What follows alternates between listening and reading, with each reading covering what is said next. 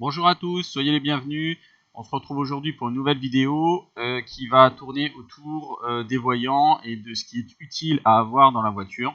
Donc des questions de code qui tomberont le jour de l'examen, vous en aurez 2, vous en aurez 3, ça dépend. Donc c'est des choses à savoir, donc plutôt que prendre le livre et toutes les apprendre, je vous propose de faire un test, c'est un petit peu plus ludique, un peu plus sympa, et puis on corrige ensemble, je vous explique pourquoi. Et comme ça, vous les aurez appris à la fin de ce test et ça vous permettra d'avancer un peu plus rapidement. Donc toujours pareil, vous attrapez un papier, un stylo, et puis on fait le test et on termine ensemble. Je vous prends pas la tête sur ça, mais bon, si vous voulez m'encourager à continuer, n'hésitez pas à vous abonner et à activer la cloche pour que vous ayez les informations sur tous les tests qui vont arriver après. Voilà, j'espère que vous êtes prêts. On va pouvoir démarrer tout de suite. Hop, avec la question 1. C'est parti. Sur ce véhicule, pour activer l'essuie-glace arrière, je dois monter la commande. Réponse A. Descendre la commande. Réponse B. Tirer la commande. Réponse C. Tourner l'extrémité de la commande. Réponse D.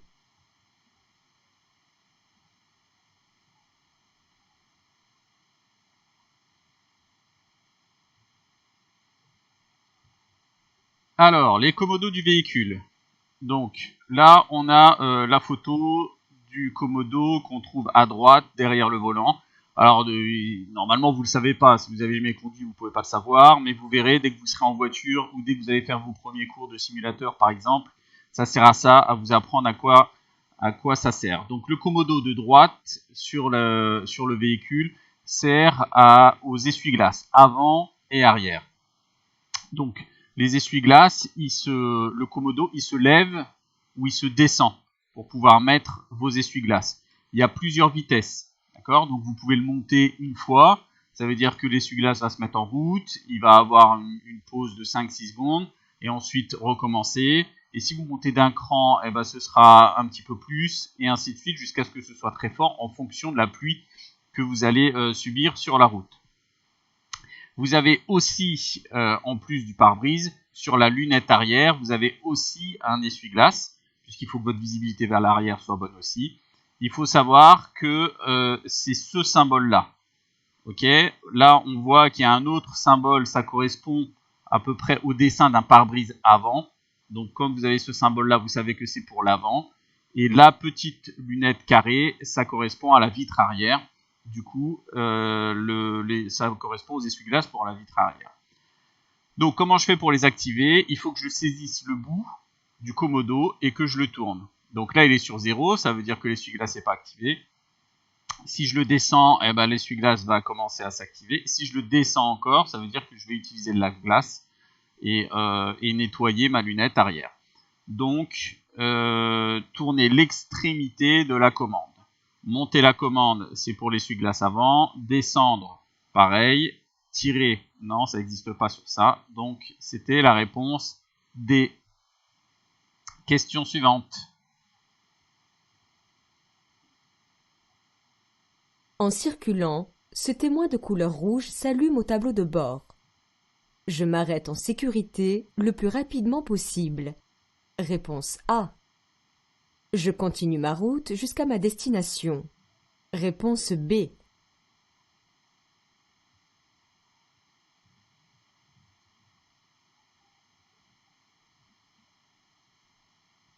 Alors, on est sur l'autoroute et on a ce voyant qui s'allume.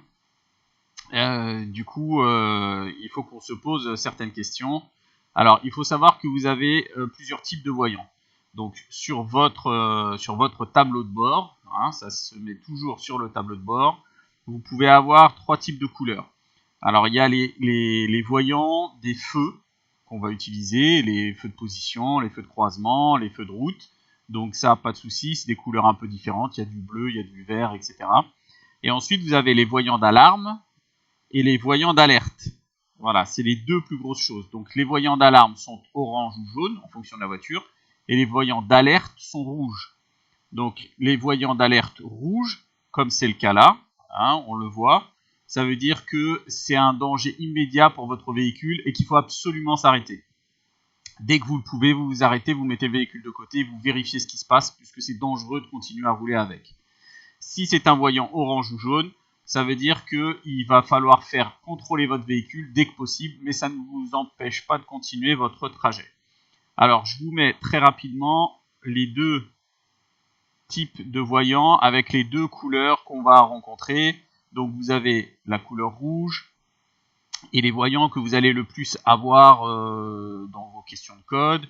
Donc P, le frein à main, ensuite on a la défaillance des freins, etc., la batterie, l'huile. Donc on voit ici que le symbole que vous aviez, ça correspond au moteur qui chauffe. Donc, le moteur qui chauffe, c'est plutôt dangereux et c'est souvent lié au liquide de refroidissement. Le liquide de refroidissement, c'est quoi ? Comme son nom l'indique, le moteur tourne quand on le fait rouler, et notamment vite, et au bout d'un moment, il chauffe. Donc on a un liquide qui est spécial, qui est particulier, c'est pas de l'eau, c'est un liquide particulier qui va venir circuler dans le moteur pour le refroidir, pour éviter que ça chauffe et que ça explose ou que ça ne casse. Donc voilà, essayez de les regarder, essayez de les voir, de les apprendre. C'est ce que vous retrouverez le plus dans les tests. Donc retenez bien que rouge, danger, on doit s'arrêter. Et orange, c'est à contrôler, mais ça ne nous empêche pas de continuer notre trajet. Donc la réponse, c'était je m'arrête en sécurité le plus rapidement possible. La réponse A. On continue.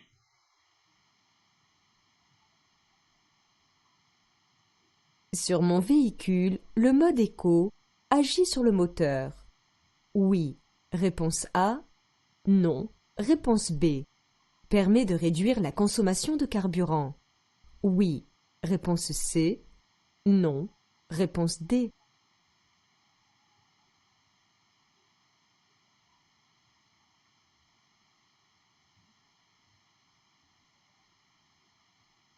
Bon, là vous voyez où Monsieur Code veut vous amener. Hein, c'est ce qu'on appelle l'éco-conduite. Il y a beaucoup de questions maintenant dans l'examen du code qui portent sur ça. Donc là, avec un peu de logique, on peut s'en sortir. Le mode éco-économique, donc quand on l'agit, est-ce que ça agit sur le moteur ? Oui, ça agit sur le moteur, forcément. Ça va le faire moins consommer. Ça peut avoir même une incidence sur votre façon de conduire. C'est-à-dire que les rapports de vitesse vont être plus longs, il va y avoir moins d'accélération. Mais le fait d'avoir moins d'accélération va permettre de réduire la consommation de carburant. C'est l'objectif du mode éco. Donc, est-ce que ça agit sur le moteur ? Oui. Est-ce que ça permet de réduire la consommation de carburant ? Oui, bien sûr. C'est fait pour.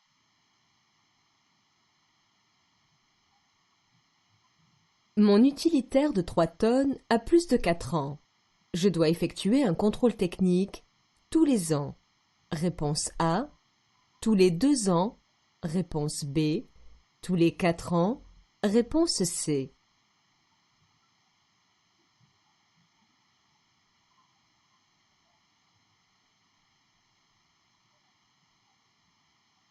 Alors, si vous faites tous les tests sur notre chaîne, vous avez sans doute déjà vu cette question.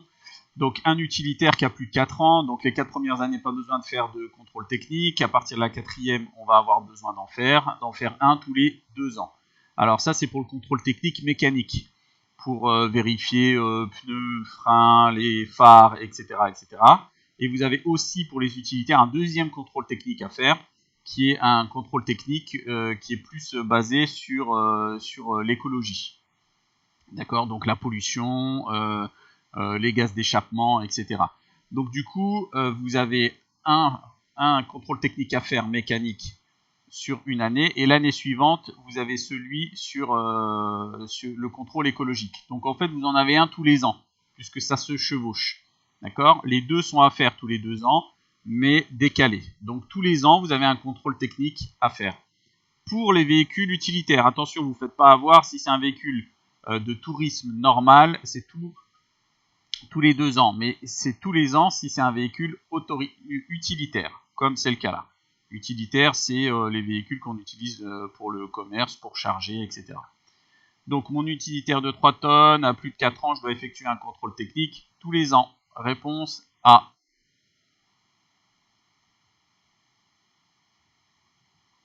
Je peux remettre à niveau le liquide d'assistance de direction.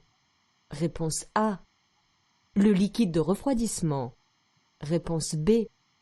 Le liquide lave-glace. Réponse C. L'huile. Réponse D.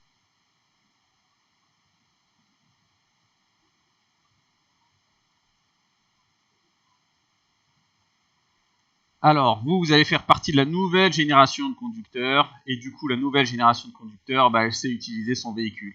Hein, pas comme avant, il y a certains qui ne levaient jamais le capot. Là, il faut le faire. D'ailleurs, quand vous allez passer votre permis de conduire, à partir du 1er juillet 2022, reviennent les questions lors de l'examen sur l'intérieur de la voiture, donc les lumineux qu'on vient de voir là, que veut dire ce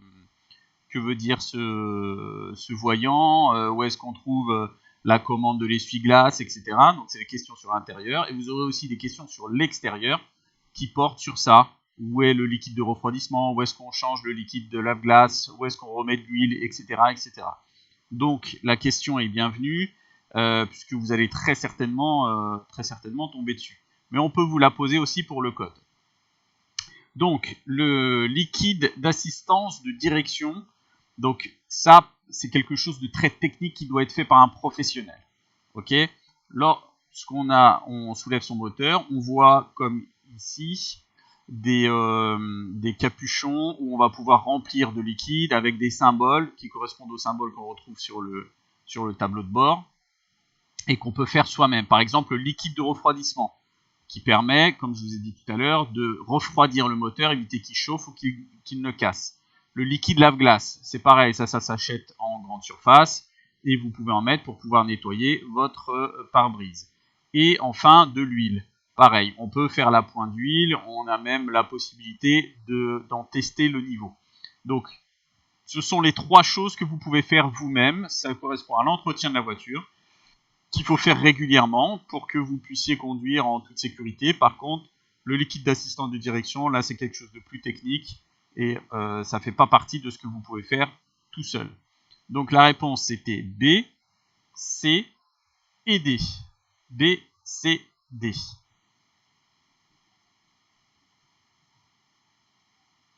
Au démarrage, lorsque le moteur est froid, il consomme plus de carburant.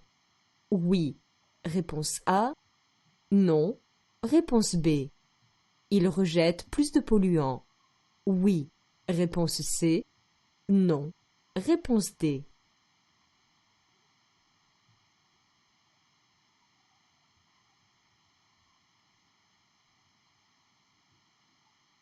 Allez, toujours pareil, on est dans l'éco-conduite. Monsieur Code, il veut que vous preniez en compte la pollution des véhicules et que vous sachiez ce qui fonctionne. Donc au démarrage, lorsque le moteur est froid et que vous allez le démarrer, oui, bien sûr, il va consommer plus de carburant. Pourquoi? Parce que tout le moteur va se mettre en marche. Les liquides qui sont censés être là sont peut-être un petit peu froids, le temps qu'ils se réchauffent, etc. En fait, c'est comme vous, si vous êtes froid et que je vous demande de courir, de faire un sprint de 100 mètres, forcément, vous allez être froid, donc vous allez consommer plus d'énergie, vous allez être plus fatigué. Par contre, si vous vous échauffez bien avant, ce sera plus facile. La voiture, c'est le même système.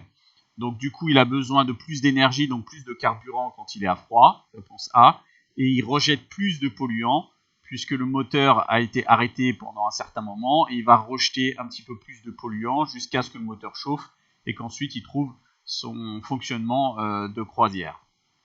Donc réponse A et C, lorsque le moteur est froid, il consomme plus de carburant et rejette plus de polluants.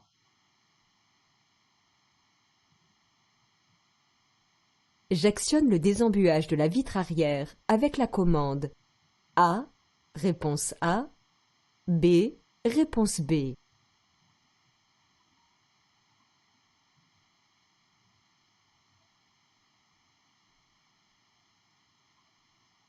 Là, j'en entends certains qui disent c'est un piège, pourquoi elle le montre du doigt, le B et pas le A? Est-ce qu'il veut m'induire en erreur? Non, vous inquiétez pas, Monsieur Code, il veut semer un peu le trouble dans vos esprits, parce qu'il veut aussi que vous réfléchissiez, que vous soyez sûr de vos choix.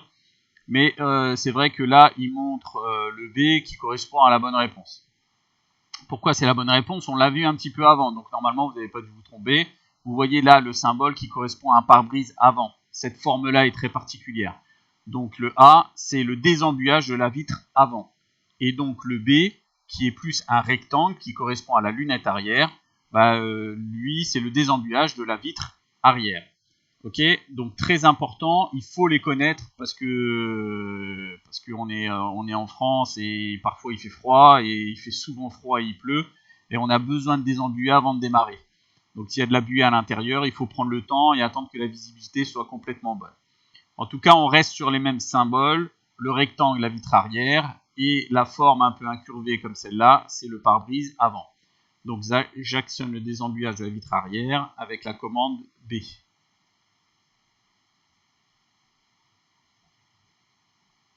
Des suspensions usées dégradent la tenue de route de mon véhicule. Oui, réponse A. Non, réponse B. Diminue l'adhérence des pneumatiques. Oui, réponse C. Non, réponse D.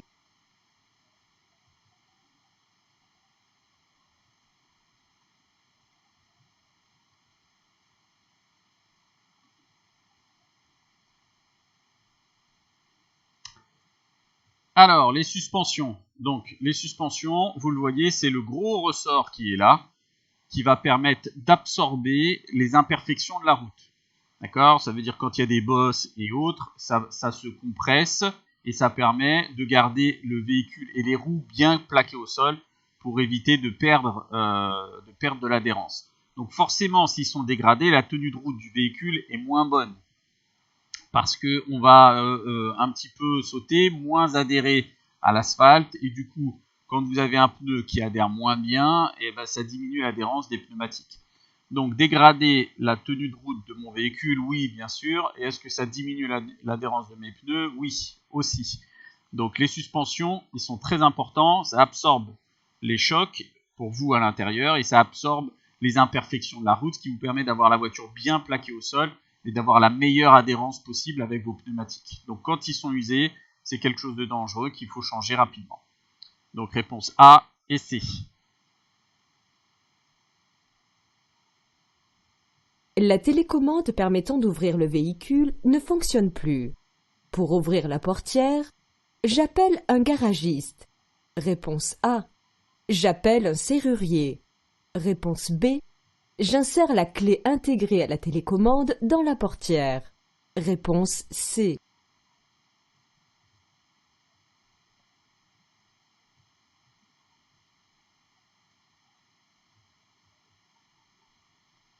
Alors, vous voyez, ça peut être du charabia pour certains, mais je vous ai fait un medley des questions un peu particulières qu'on ne peut pas connaître si on n'a jamais conduit. Donc, en gros, vous avez aujourd'hui beaucoup de clés qui sont des cartes, comme celle-ci, ou alors avec l'ouverture des portes, la centralisation des portes, qui se fait automatiquement en appuyant sur un bouton. Donc, ça, c'est une chose, mais il se peut que parfois, c'est des commandes qui marchent avec des piles. Si ça ne fonctionne pas, il y a toujours un moyen, avec un petit bouton sur le côté ou autre, de sortir une clé manuelle qui va vous permettre de l'ouvrir. Puisque sinon, si vous n'avez plus de piles, vous ne pouvez plus rentrer dans votre voiture et du coup, vous êtes bloqué. Donc, chaque clé a un intérieur caché. Là, on voit qu'elle est ici. Une clé qui permet d'ouvrir de façon manuelle votre véhicule pour ne pas être bloqué et de ne pas avoir à appeler un garagiste ou un serrurier si vous avez juste une pile qui ne fonctionne plus dans votre clé. Donc j'insère la clé intégrée à la télécommande dans la portière. Réponse C. J'effectue obligatoirement la vidange de mon véhicule tous les 6 mois. Oui. Réponse A. Non. Réponse B. Lors de cette vidange, il est préconisé de changer le filtre à huile. Oui. Réponse C. Non. Réponse D.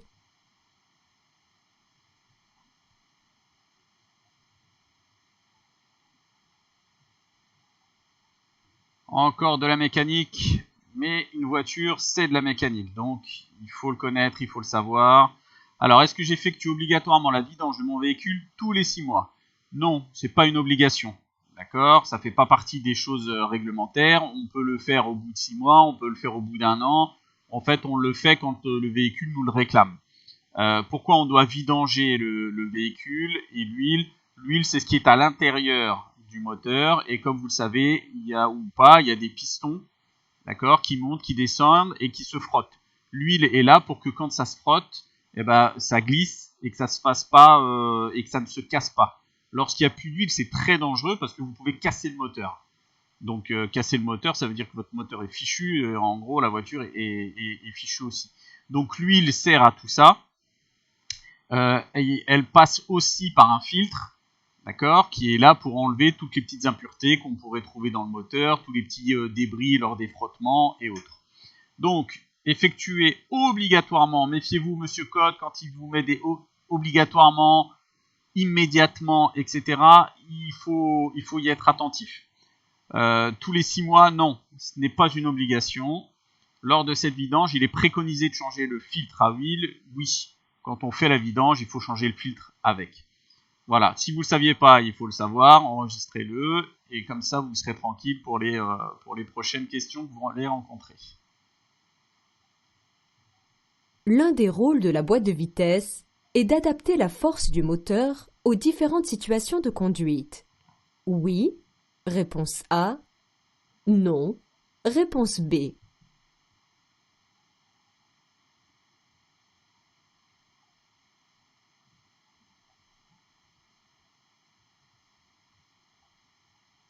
Alors, la boîte de vitesse. Donc, la boîte de vitesse, à quoi ça sert? Ça sert, oui, effectivement, à adapter la force du moteur aux différentes situations de conduite. Ça veut dire qu'en général, on a entre 5 et 6 vitesses qui ont toutes une force et un couple différents. En gros, si je vous pose la question, d'après vous, quelle est la vitesse la plus puissante? La première, la deuxième, troisième, quatrième, cinquième, voire sixième. Souvent, les élèves me répondent c'est la cinquième ou la sixième. En fait, c'est la première. La première, elle est très très courte, mais elle est très puissante. Pourquoi elle est puissante? Parce que quand vous l'utilisez, le véhicule est à l'arrêt. Et donc, si vous poussez une voiture à l'arrêt, c'est difficile. Si elle est en mouvement et que vous devez la pousser, bah, c'est déjà beaucoup plus facile. Donc, la première vitesse, la deuxième, la troisième, ça sert à vous donner de la force et faire avancer le véhicule en fonction de la situation que vous rencontrez. Soit vous êtes à l'arrêt, c'est la première, soit vous êtes sur l'autoroute et vous passez plutôt la cinquième ou la sixième. Donc le rôle de la boîte de vitesse, c'est ça, c'est d'adapter la force du moteur aux différentes situations. Donc là, on est sur la réponse A. Mon pneu présente une déchirure sur le flanc, mais la bande de roulement est en bon état. Le risque d'éclatement est réel, réponse A, inexistant, réponse B.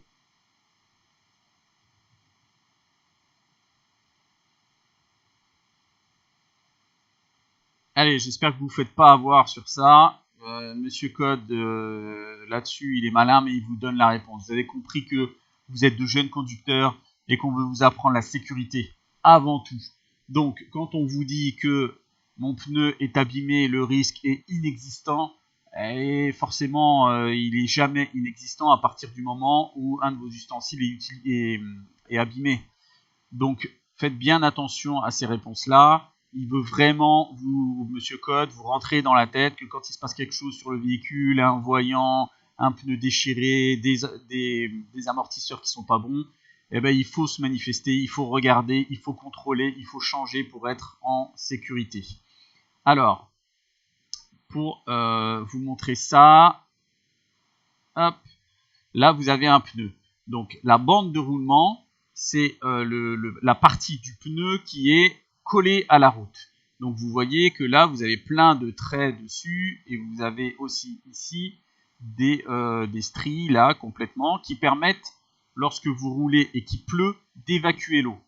D'accord? Sinon on peut faire un aquaplanage et du coup quand vous faites ça, ça veut dire qu'il y a tellement d'eau que votre pneu il est plus en contact avec le sol, mais qu'il est en contact que avec l'eau. Donc on a créé des pneus qui permettent, avec toutes ces entailles là, d'évacuer l'eau, pour que votre pneu soit toujours en contact avec le sol et que vous n'ayez pas de soucis. On a ajouté à ça aussi sur la bande de roulement des témoins d'usure. Donc les témoins d'usure, vous voyez, c'est les petits traits qui sont là, il y en a là et il y en a là. L'idée c'est quoi? C'est que vous touchiez avec votre doigt, c'est un peu sale mais c'est pas grave, il faut le faire, il faut le toucher. Et si vous voyez que la bande qui est là est au niveau du témoin d'usure, ça veut dire que le pneu n'est plus dans son efficience maximum, et du coup il va falloir le changer.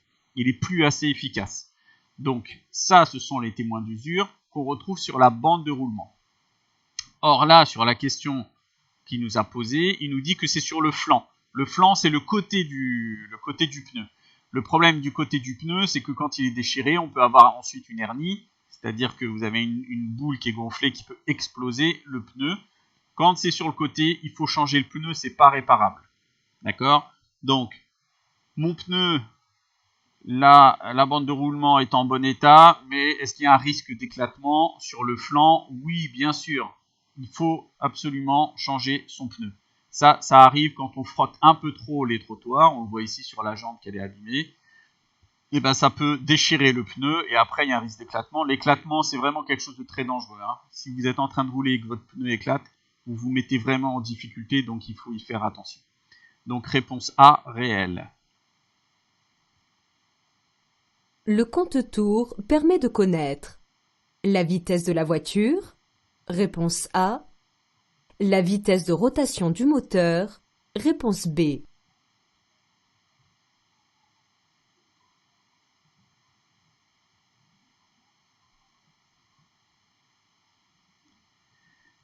Allez, on continue avec la mécanique, avec le tableau de bord. Donc le compte tour, comme son nom l'indique, et ben son rôle c'est de compter les tours que fait le moteur. D'accord? Puisque à l'intérieur, le moteur va faire tourner les pistons et va les entraîner les uns avec les autres. Et ensuite, avec la colonne de transmission, ça va faire tourner les roues. Ok? Alors c'est un peu compliqué, je ne veux pas trop vous embrouiller. Mais en gros, ça sert à savoir combien de tours fait le moteur. Plus vous accélérez fort, plus le moteur va faire de tours, puisque quand vous accélérez, vous demandez à la voiture d'avancer plus vite. Donc il y a plus de tours qui va se déclencher. Pourquoi ça va vous être utile? Ça va vous être utile aussi dans les premiers cours de conduite, puisque pour le démarrage, on va vous demander par exemple d'amener votre compte tour à 2000 tours minute. Voilà, ça veut dire que vous aurez la bonne accélération pour que le véhicule puisse démarrer. Donc le compte tour, il sert à ça et à savoir aussi à quel moment on doit passer la vitesse supérieure. Alors c'est un peu de charabia, mais en gros, le compte tour compte les tours qui sont dans le moteur pour que votre véhicule puisse avancer. Donc permet de connaître la vitesse, non, mais la vitesse de rotation du moteur, oui. Donc réponse B.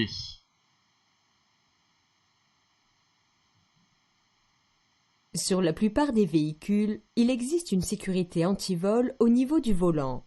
Oui. Réponse A. Non. Réponse B.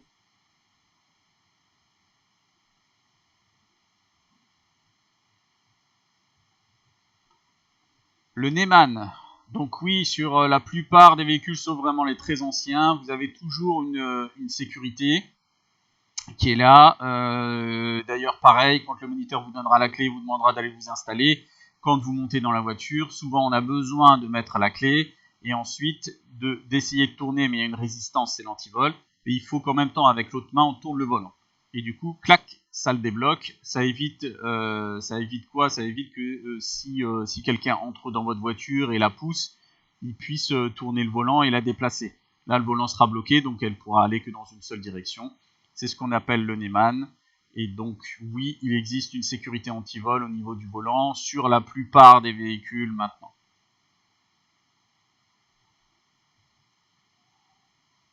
L'ensemble du dispositif d'échappement permet de limiter les rejets de polluants atmosphériques.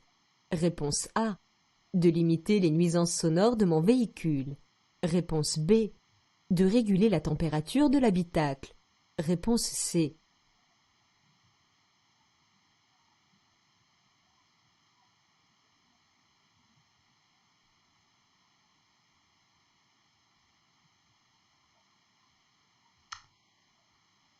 Alors, donc, le pot d'échappement, donc comme son nom l'indique, ça permet de faire échapper tous les rejets du moteur, puisque forcément ça crée des rejets atmosphériques du CO2, c'est ce dont on vous parle tout le temps, il faut diminuer les rejets de CO2, etc. Donc le pot d'échappement est là pour aspirer les fumées du moteur et ensuite les dégager vers l'arrière pour les libérer et éviter d'abîmer le moteur. Donc, l'ensemble du dispositif d'échappement, ça permet de limiter les rejets de polluants atmosphériques, première chose, et aussi de limiter les nuisances sonores du véhicule. Vous entendez parfois, par exemple, les petits scooters, quand ils passent, ils font un bruit énorme, c'est parce que ils ont des pots un peu particuliers, plus courts, etc. Si vous mettez un vrai pot d'échappement, que ce soit sur un scooter ou une voiture, normalement la voiture fait pas de bruit. Donc limiter les nuisances sonores de mon véhicule et les rejets polluants et atmosphériques. Réguler la température de l'habitacle, non, pas du tout, ça n'a absolument rien à voir puisque c'est lié au moteur. Au contraire, puisque ce qui est dégagé par le pot d'échappement est très toxique. Et si vous êtes par exemple dans un garage fermé et que vous laissez tourner le moteur, et ben, ce qui va être dégagé du pot d'échappement peut vous étouffer, vous tuer. Donc c'est quelque chose de très dangereux qu'on ne rentre absolument pas, qui ne régule absolument pas la température de l'habitacle. Donc réponse A et B. En circulation, ce voyant indique une pression insuffisante d'un ou des pneumatiques. Oui. Réponse A. Non. Réponse B. Une usure trop importante d'un ou des pneumatiques.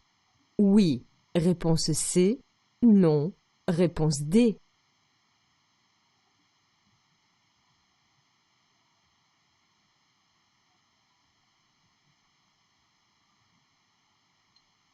Alors, voici un voyant. Vous vous rappelez de ce qu'on a dit tout à l'heure, jaune ou orange, ça veut dire que c'est un voyant d'alerte. Donc, ça veut dire que vous avez celui-ci en particulier, vous voyez, c'est un peu la forme d'un pneu. On vous met le point d'exclamation pour vous dire qu'il y a un problème. Et là, on voit qu'il est un peu à plat. Donc, c'est le symbole des pneumatiques. Et là, on vous dit qu'il y a un problème avec votre pneu. Alors, on ne vous dit pas qu'il a éclaté, on ne vous dit pas qu'il est dégonflé, on ne vous dit pas qu'il y a une hernie, on ne vous dit pas que la bande de roulement, etc. Mais ça détecte par contre qu'il y a un problème. Et donc, il faut s'arrêter, sortir de la voiture, faire le tour des 4 pneus pour trouver celui qui ne va pas ou qui a un problème et essayer de le réparer ou de voir ce qu'on peut faire sur place. Donc, en circulant, ce voyant indique une pression insuffisante d'un pneu, oui. Une usure trop importante d'un pneumatique, oui. Parce qu'en fait, on ne sait pas ce que ça signale, mais ça signale un problème. Donc ça peut être soit l'usure des pneus, soit un pneu qui a éclaté, soit un pneu qui est dégonflé, etc. etc.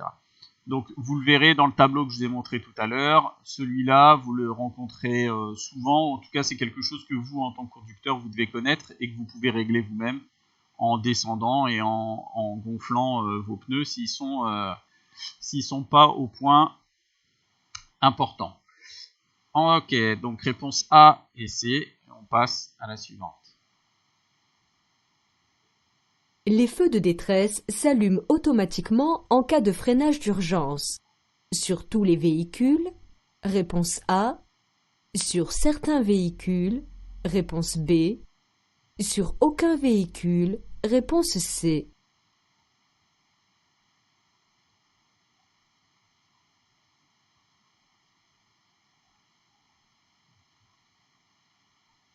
Allez, pareil, Monsieur Code, toujours tout en nuance.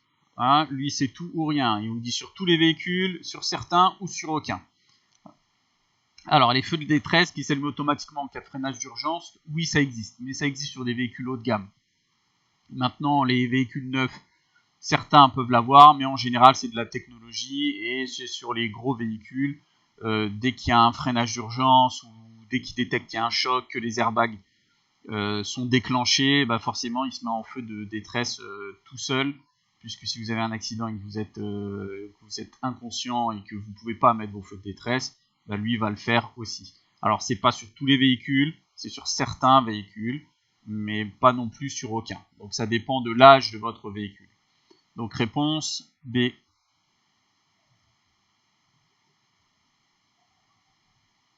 Si ce voyant s'allume en circulation, il signale un problème au niveau du circuit de refroidissement, réponse A, du circuit de freinage, réponse B.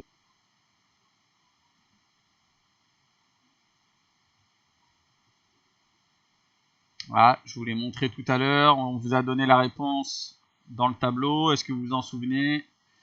Donc le symbole là rond avec les deux parenthèses et le point d'exclamation, c'est le symbole des freins. D'accord? Donc c'est vraiment à connaître parce que les freins, c'est plus important. Si ça s'allume, il faut vraiment s'arrêter. Si vous n'avez plus de freins, c'est très compliqué. Le circuit de refroidissement, c'est ce que je vous avais montré tout à l'heure avec le symbole de température. D'accord? Puisque le liquide de refroidissement, une fois que vous en avez plus, vous avez un problème, le moteur chauffe. Là, ça correspond au système de freinage et au circuit de freinage.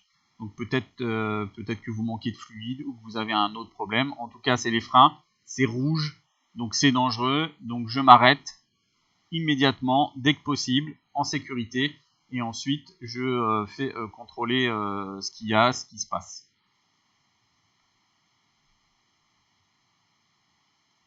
Ce témoin d'alerte concerne le liquide visant à réduire la pollution du moteur. Réponse A. Le liquide de refroidissement. Réponse B. Mon véhicule peut circuler en l'absence de ce liquide. Oui. Réponse C. Non. Réponse D.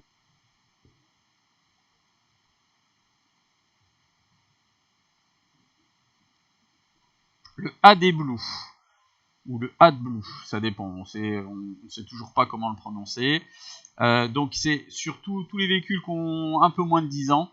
En gros, vous avez tous, quand vous voulez mettre de l'essence, vous avez la trappe d'essence et à côté vous avez la trappe d'AdBlue. Donc l'AdBlue, c'est un liquide qui vise à réduire la pollution du moteur. Donc ça crée un mélange à l'intérieur qui est injecté dans le moteur et qui dégage moins de CO2. Donc vous l'avez presque dans tout. On en met régulièrement, tous les 3 mois, tous les 5 mois, en fonction du nombre de kilomètres que vous faites. Donc l'AdBlue, c'est pour réduire la pollution du moteur. Toujours pas le liquide de refroidissement, d'accord, vous connaissez le logo. Ensuite, là, vous voyez, Monsieur Code, il vous piège un petit peu. Parce qu'il dit, mon véhicule peut circuler en l'absence de ce liquide. En l'absence de ce liquide. Ça veut dire que s'il n'y a plus du tout de liquide, est-ce que vous pouvez rouler avec? Non, vous ne pouvez pas rouler avec. Par contre, vous voyez que là, il vous a mis une information sur le tableau de bord qui dit AdBlue, démarrage impossible dans 500 km. Alors pourquoi? Parce que dans la réserve d'AdBlue, forcément, quand il vous reste 1000 km, il vous le dit. Il vous dit attention, il vous reste 1000 km à faire en AdBlue, donc il faut en remettre. Et puis au fur et à mesure, il vous dit plus que 500, plus que 300, etc. Parce qu'une fois qu'il n'y en a plus, le véhicule, il ne peut plus bouger.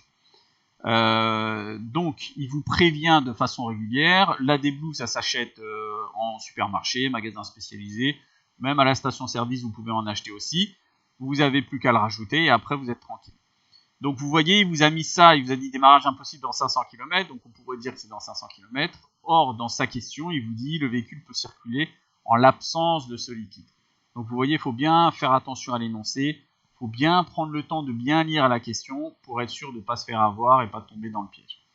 Donc réponse A et D.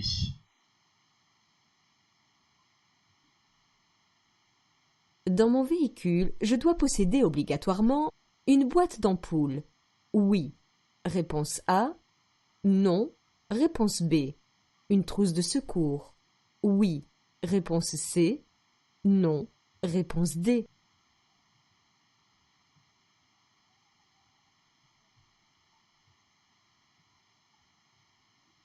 Alors, est-ce que ça fait partie des choses obligatoires? Non, c'est pas obligatoire. C'est très fortement recommandé. Alors, très fortement recommandé, pourquoi? Parce que si vous avez une boîte d'ampoule et que vous êtes en train de rouler la nuit et que vous avez un feu de croisement qui fonctionne plus, votre visibilité, elle est vraiment dégradée et ça en devient dangereux. Donc, avoir une boîte d'ampoule, c'est toujours bien. Et puis, bien sûr, avoir une trousse de secours en cas de problème pour apporter les premiers soins, c'est fortement recommandé, mais ça n'est pas obligatoire. Donc, à savoir et à noter. Donc, réponse dans mon véhicule, je dois posséder obligatoirement non, réponse B, et non, réponse D. Voilà, je vous invite à refaire ce test pour connaître vos voyants, à regarder le tableau que je vous ai donné avant parce qu'il faut l'apprendre. Sur vos 40 questions au code, vous aurez certainement une ou deux questions qui tomberont là-dessus. Si vous arrivez à ne pas utiliser de joker dessus, c'est bien et ça améliore vos chances pour obtenir votre code. Et puis aussi, ça vous sera utile après quand vous serez dans la voiture. avec votre moniteur. Donc voilà, merci d'avoir suivi ce test. N'hésitez pas à le refaire. Si vous avez des questions, mettez-les en dessous et je vous répondrai. N'hésitez pas à vous abonner pour avoir le prochain test qui va arriver très rapidement. Et puis, moi, je vous dis à bientôt. Salut!